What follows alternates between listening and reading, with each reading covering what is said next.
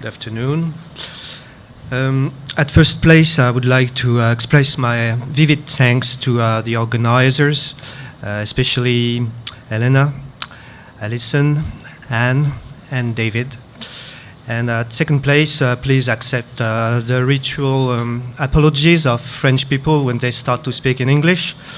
I did a rehearsal to articulate properly, but I know it's going to be difficult for you and for me, but I won't be long. So, before to start, I would like to say that this workshop in Trinidad proves the efficiency of the Diasporic Archives Network, and for me means also the discovery of the importance of the Caribbean culture. So I'm going to give you, for about 15 minutes, some information on the subject of this panel, the politics of collecting, distributed in 3 moments. First, the situation in France.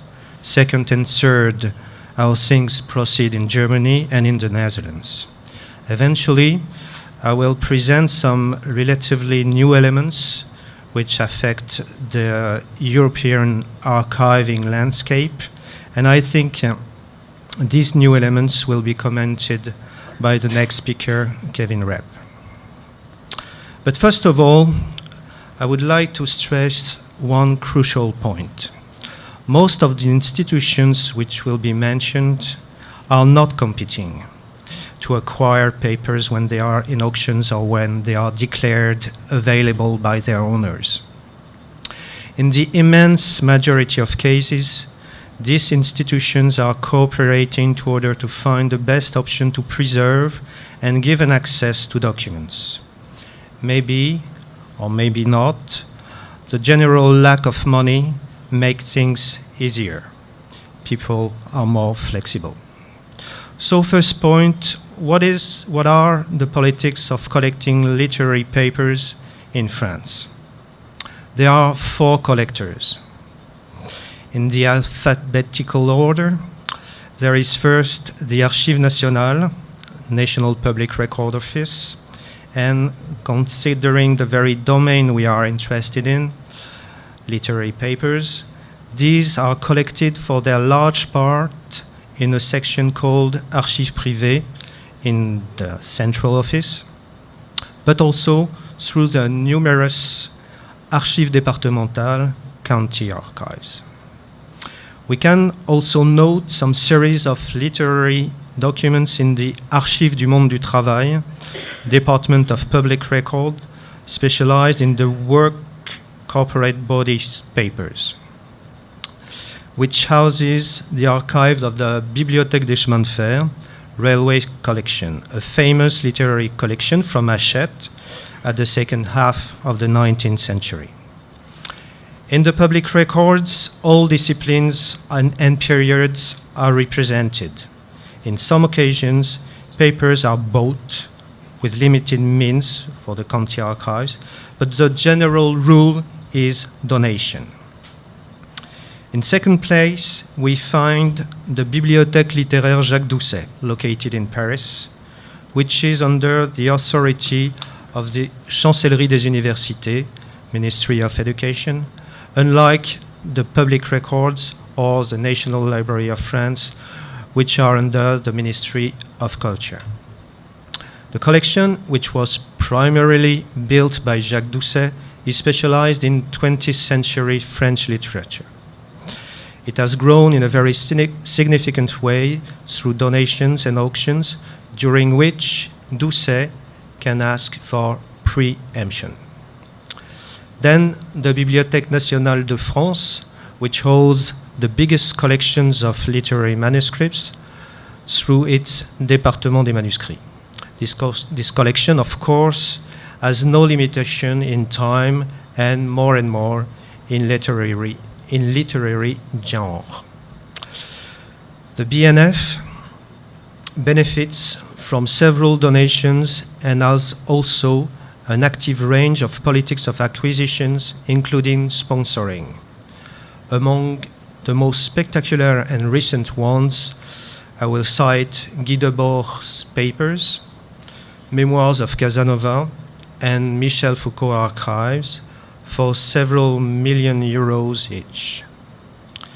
The BNF has obviously the right of preemption and can also declare a collection as a trésor national, which postpone the sale for 3 years, which is supposed to be the needed time to raise funds. The last actor is IMEC, Institut Mémoire de l'Édition Contemporaine. I won't be long. I already had the opportunity to introduce the place where I'm working in, which is Institute of Contemporary Publishing, whose collection combine publishers' papers and contemporary French writers' ones, focused on 1920-1990. The politics of collecting are ruled by the will to build a close net of documents which echo one to another. Authors can be novelists, poets, essayists, but also artists, psychoanalysts, and translators. In this last case, we have gathered papers of the most important translators, such as Maurice Edgar Coindreau, Armel Guerne, Andre Derval, Henri Méchonic, or Gilles Barbedette. These papers, with those of publishers and literary agents, are particularly important for a better understanding of circulation of text. IMEC, for years, has established a relationship with owners of documents based upon a deposit agreement. This possibility is nowadays offered by the BNF as well. For the last 10 years, IMEC gives preferential treatment to donations, directly to the Institute or through a foundation which has been created for that purpose, especially useful when the inheritors expect heavy taxes. Let's have a brief look now at how the literary archives are collected in Germany. I recently interviewed Marcel Lepper, Vice Director of the DLA, who gave me the following information.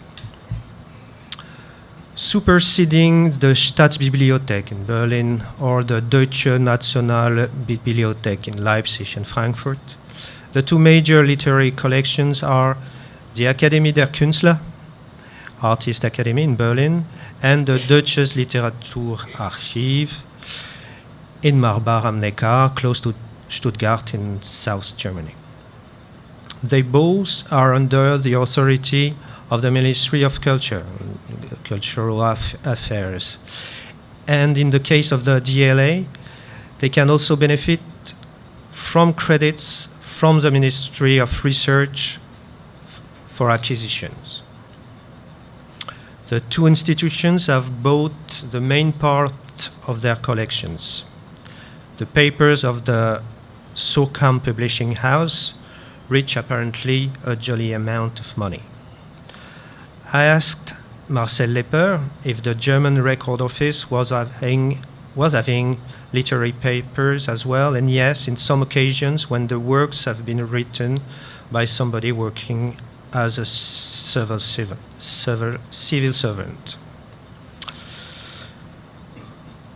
I also asked about the translators' papers, and the DLA policy is to collect these papers when the producer is primarily known as a writer, but notable exception like Elmar Topoven, who was the Beckett's translator.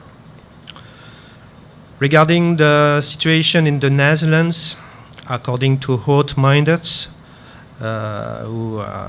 whom I had on the phone last week, director of the Letterkundig, the main institutions are the university libraries, archives from Middle Age to the 18th century. Then the University of Amsterdam and Leiden for the 19th century, and the letterkundig for the contemporary domain. The collecting is mainly done through donations. Something like 2% has been done through financial acquisitions, and there is also some entries through what we can call permanent loans.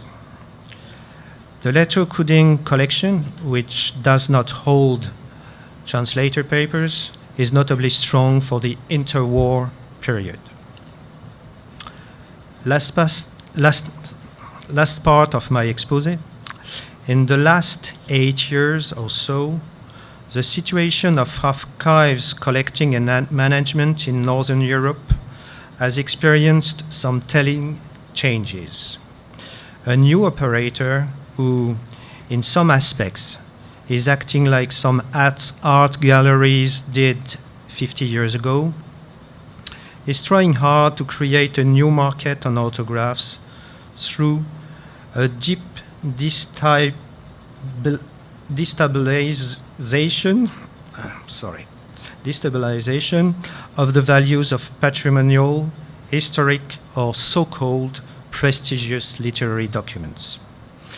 Even if the financial service warned the possible clients, and even if the press on several occasions has published reports which reveal the underlying commercial mechanism, this operator is getting more and more influential, sponsors sometimes some institutions, and succeeds to attract more and more clients. He promises a return of 8% for investment on manuscripts, given that it is always a shared investment with several other investors. Any reasonable person can imagine that the future of this Musée des Manuscrits et des Lettres would end in a huge scandal. But for the moment, all the regular archives collectors have often the impression that some rules have changed without any warning, and that a kind of double language is used for some hidden reasons. Fortunately, and thanks to networks like the Diasporic Archives One, more and more collectors can have precise talks on this subject and adopt the relevant means. I thank you.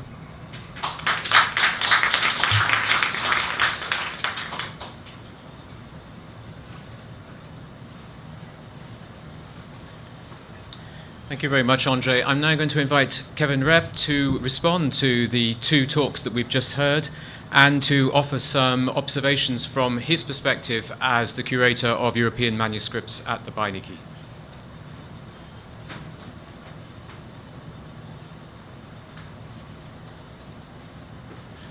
Good afternoon. Well, first of all, just let me say I would like to add to what Andre and many other people at the conference have said about the marvelous possibility for dialogue that we have here through the Diasporic Diasporic Archives Network, and thanks to the Leverhulme Foundation for providing that possibility. It really is collection development, collecting, where things end up. The politics of that is really the outcome of a lot of dialogue, constant dialogue, and it's constantly changing. And one of the things that's really fascinating about being in the position that I'm in at Beinecke is to see how Beinecke, through its collection development policy, has actually done a lot to shape attitudes and sensibilities about collection development in Europe. Two archives, one mentioned by each of the two previous panelists here, are front and center in the Beinecke's history. The first one being the archive of Marinetti, which is a very complicated story. Why didn't the rest of the archive come? A lot of that has to do with the way that that archive ended up coming to Beinecke, and I can talk more about that later, but the upshot of it is that as a result of that transaction, the Italian government and Italian institutions became very keenly aware of the possibility of losing collections of that sort, so that when it came time for the second and third rounds of the archive to be sold, Beinecke was no longer willing to become involved in those negotiations because of that. So that's a really good example of the kind of back and forth negotiating that goes on, and the outcomes are not always bad ones, I think. The other one is the Guy Debord archive, which was mentioned by Andre in his talk. That is an archive that I personally was involved in trying to obtain for Beinecke, and that archive was blocked by the French government and is now at the Bibliothèque Nationale. Again, a very interesting experience for me, and one I'd be happy to talk more about. I don't want to carry on for too long about that, but I do want to say that for me, the outcome of that is a great success story, in that when I first encountered the Debord archive, it was in the process of being sold off piece by the widow, and I immediately made an attempt to contact her and to make an appeal to her that this was not the proper way to do the best service to the memory of Guy Debord or to indeed her own personal interests, and made an appeal for her to keep the archive together. Several years of negotiations followed that, and we were successful in keeping the archive together. It's just at the Bibliothèque Nationale, not at Beinecke. For me, that's fine. Anytime, and I've said this before, I think, to this group, anytime another institution wants to buy an archive or to acquire an archive, that's one less archive that I don't have to worry about. Because,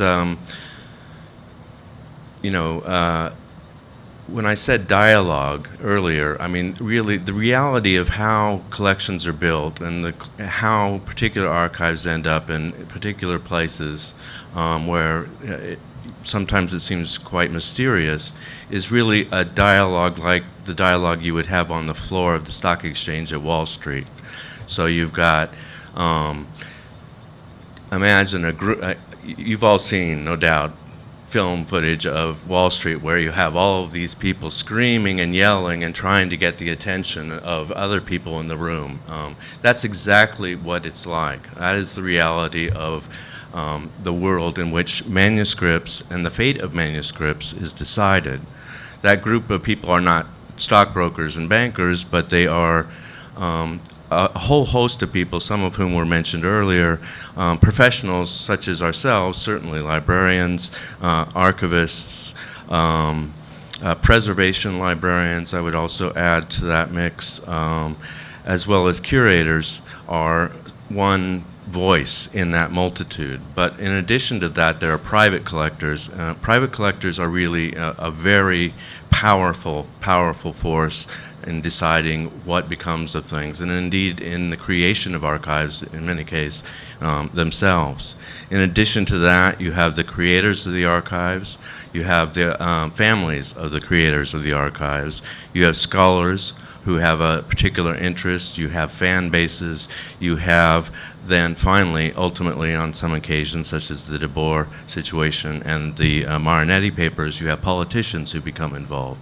So all of these people are talking to each other, and they're not always talking in a very calm voice. What they're talking about is what I think this Diasporic Archives Network is really about, which is archives. It's about archives. It's about archives that are in peril, and I have my own particular view on this. Thousands and tens of thousands of archives are the subject of the screaming and hollering in this room full of people who are having a dialogue and trying to decide, as Andre said, not really competing against each other so much as trying to figure out where is the best place for something to end up and how can we make this happen. I just want to give one example of that, which has confronted me recently, and in the course of the last few days has been on my mind quite a lot, and that's the example of the Ousmane Sembène archive. Ousmane Sembène is a Senegalese, was a Senegalese filmmaker. It's called the father of African cinema. His papers are currently sitting in well, maybe they're not there anymore, but they're in a penthouse on 55th Avenue in New York City in Midtown, if you can imagine this. And I recently had a chance, after many, many years, to go look at these papers to decide what Beinecke ought to do about them, and I'd really be interested to hear the opinions of this group about that, because it's a very instructive story. It's the story of a scholar at Mount Holyoke who has devoted his career to studying Sembène and was very closely, personally friends with him, who has been trying for many years to find a home for this archive. In the process of that attempt, Sembène himself died, and then his family started to quarrel amongst themselves about what to do with the papers. I want to emphasize here that the interest on the part of the family had nothing at all to do with the value of the papers in a cultural sense. They were purely interested in its monetary value, and that continues to be the case. Meanwhile, between the first time I heard about the situation and today, about 7 years have passed. In those 7 years, that archive was stuffed into plastic bags and sitting out, sitting in a courtyard exposed to the elements. So by the time the archive came to us, all of the stories that we've heard here before apply in this case. So Beinecke is one of many institutions that was approached as a place that might be able to provide a home for this archive. And where the situation stands now is that when we went to this penthouse apartment on 55th Avenue between 5th and 6th Street, so right in the middle of Manhattan, really penthouse in the sky, was as soon as the doors open, you could literally smell. I mean, there's mold. There's all of the things, that infestation, all these different problems. So we're in a penthouse in New York with rubber gloves and masks on, looking at this material, trying to determine what the cost of acquiring this archive would be to us. In the process of that, it was determined that every single page, and the archive is not well ordered, every single page would have to be HVAC'd on both sides. First it would have to be deep frozen, then that would have to happen, and then there would be a variety of treatments to deal with the other issues involved. So the magnitude of the challenges that we're all facing here is something that is overwhelming to me at times.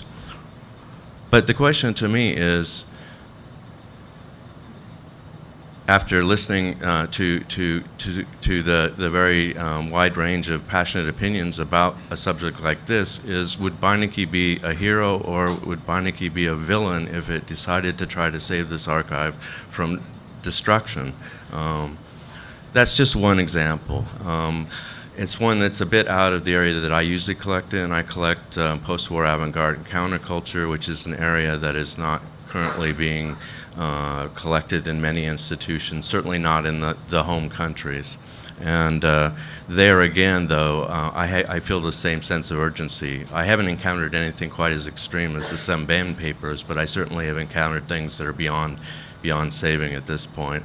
And you just have a feeling that, really, I have the feeling that it's my mission to make sure that this very important part of our cultural heritage does not disappear from the earth. And the fact that the papers then end up at Beinecke is something that I often, with Italians and with French people and Germans, I've had many conversations about that. And the opinions range really quite wildly on that. But for the most part, the people who share my goal of trying to protect that heritage are just simply delighted that any place is interested in it. And a place like Beinecke, when it becomes interested, has its own, people have called it the Beinecke effect. When I started collecting in the area that I collect in, nobody cared about it. And then we purchased the papers of Maurice Lemaitre, one of the founders of the lettrist movement, and after that, all of a sudden, lettrism became something that other places were interested in. And I feel really good about that. I don't feel like that's a bad thing. But again, this is just my own perspective. So basically, the silly title of negotiating boundaries is not Andre's fault. That's my fault. That was the title that I picked because I feel like it describes very well what we've been doing here. I was going to go on and talk a bit about U.S. Attitudes towards this whole situation and the way in which diasporic archives ended up in America, but I think that we would like to leave some time for questions. So thank you.